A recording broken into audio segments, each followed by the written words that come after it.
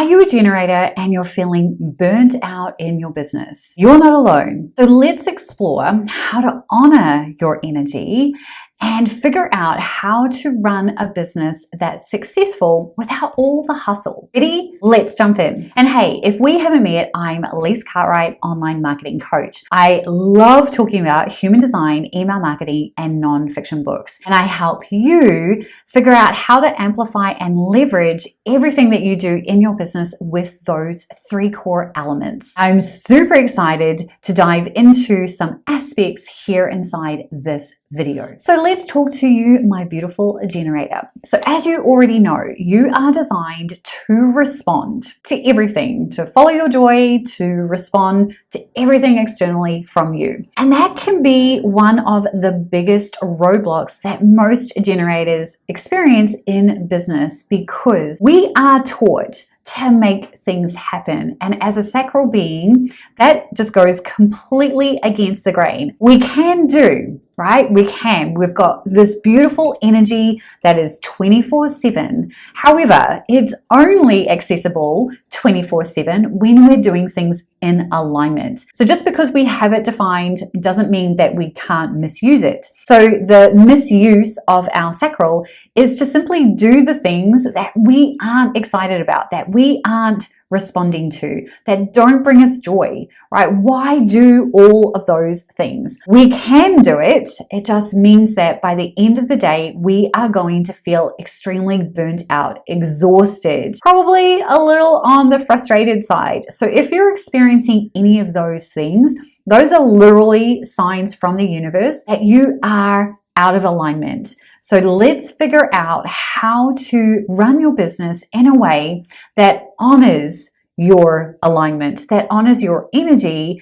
and simply makes things easy and fun. So step one is all about ensuring that you are simply doing the things that bring you joy. Now, this doesn't always mean it actually has to be business related. In fact, your audience will probably love and appreciate hearing from you and experiencing all the things that bring you joy, because we are not one-dimensional. We are multifaceted.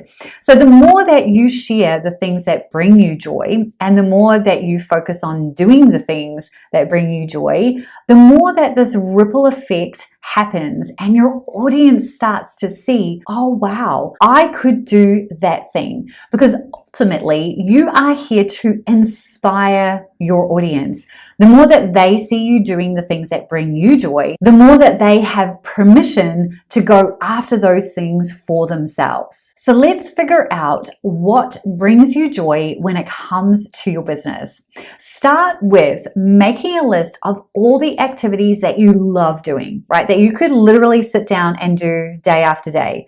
Is that content creation, recording videos, creating offers? What does your creative sacral say to you when you sit down and map those things out? Then once you know this, prioritize those things. Make those the things that you do first thing in your day.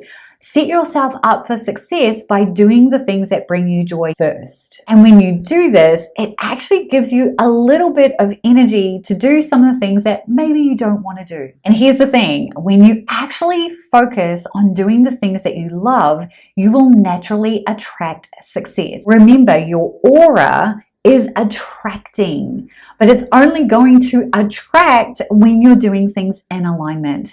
And the biggest, most beautiful way that you can do that is to simply follow your joy. So what brings you joy? I would love to know. Go ahead and comment below so that we can get an idea of all the joyful things that you all enjoy in your business. The next thing that can help you with all that hustle is to set yourself up to respond in your business. And that means paying attention to your data. And we can create opportunities to respond in our business by doing things like having a look at our Google Analytics on a regular basis, understanding what emails are resonating and what aren't, looking at your search console if you have it set up, looking at your YouTube analytics, your podcast analytics, your blog analytics. Literally, where is all that data? And then when you are looking at that data, paying attention to what you noticed.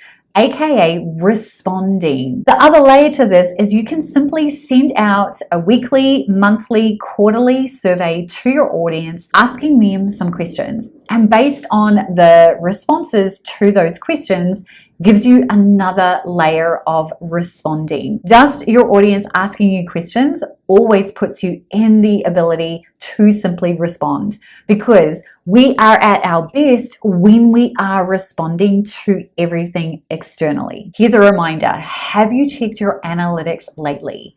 What do you see when you do? Go ahead and comment below, yes, I've checked my analytics so that I know that you've done this task. And then finally, we always want to make sure that we are creating in response. It's literally the key that unlocks your sales, because when you have followed the process of creating in response, you have not only responded to something externally, but you've also created based off what your audience is asking for. Now, they may not know that they're asking for this. This is up to you and your zone of genius to figure out those components, but creating in response is what ensures that your offers sell with ease.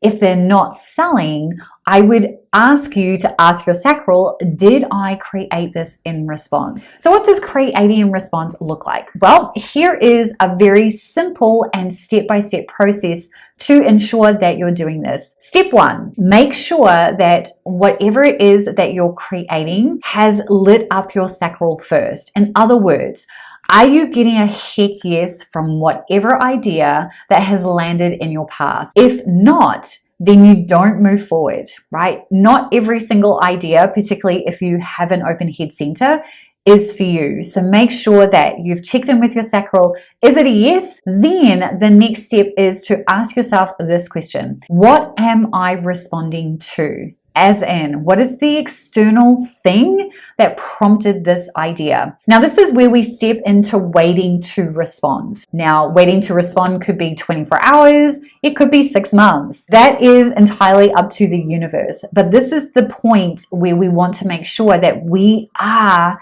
creating in response. And so you can do simple things like, if you can't figure out what the external piece is, then you simply say to the universe, hey universe, I'm super excited about this idea, and you would say what it is. Send me some signs that this is for me to move forward with right now. And then it's your job to pay attention to the signs. Now, signs are going to be anything that reminds you of the idea. So whatever that idea is, if you see something on social media, if you see something on TV, if you're out and about and you see something or you overhear a conversation, anything that links back to that idea is a sign. Typically, in my experience, and certainly in the experience that I have with my members, generators and manifesting generators will typically get signs coming in 24 to 48 hours after asking that question. If you don't, then you don't move forward, right? These are always checkpoints to ensure that we are not energetically agreeing to do something or committing to doing something that isn't actually aligned. And then the third step is, once you do get that tick, that confirmation that yes, I am creating in response, do you have buy-in from the human network? As in,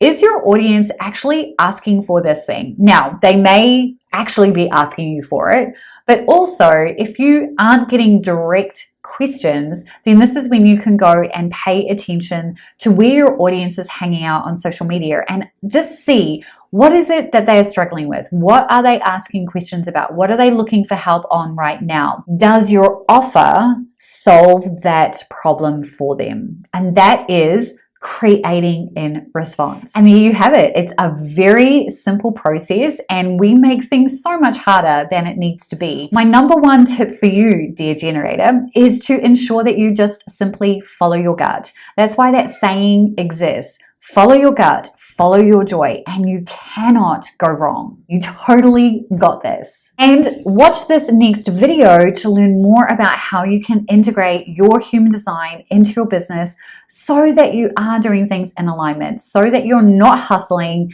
and that you're simply doing the things that are easy and fun for you. I'll see you there.